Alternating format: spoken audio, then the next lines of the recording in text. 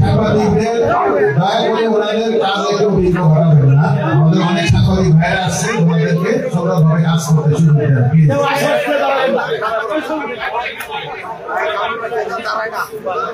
ত্রয়োদশ জাতীয় সংসদ নির্বাচনকে বিলম্বিত করা যে অপচেষ্টা, তার প্রতিবাদে এবং বিএনপির ভারপ্রাপ্ত চেয়ারম্যান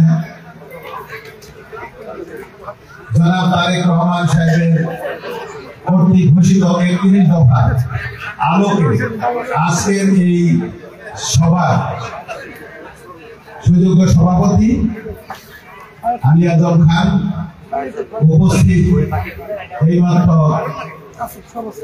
সংক্ষেপে কিন্তু অত্যন্ত মূল্যবান বক্তব্য রেখেছেন আপনাদের সকলের প্রিয় মানুষ কালিয়াপুর উপজেলা বিএনপির সাবেক সাধারণ সম্পাদক, গাজীপুর জেলা ছাত্র দলের সাবেক আহ্বায়ক, সফল আহ্বায়ক,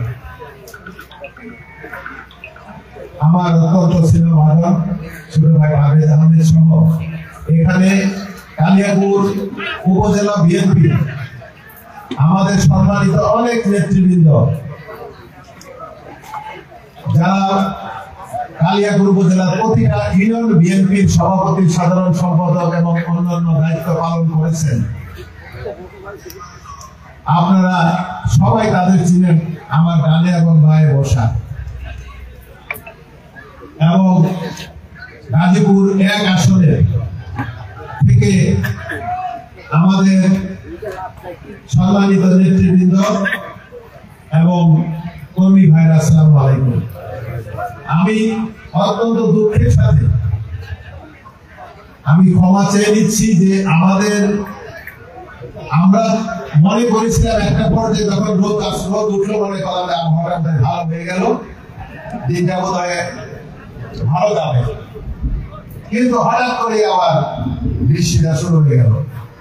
সেই কারণে আমরা প্রথমেই অনেক অঙ্গ সংগঠনের অনেকের বক্তব্য দেওয়ার সুযোগ দিয়েছিলাম, ঠিক আছে তারা অনেক জায়গায় সব সুযোগ পায় না বক্তব্য। এর মধ্যে আমাদের আসলে সিনিয়র নেতৃবৃন্দরা শেষ পর্যন্ত বক্তব্য দিতে পারলো না। বৃষ্টির কারণে আমরা হঠাৎ সিদ্ধান্ত নিয়ে এটা সংক্ষেপ করে ফেললাম।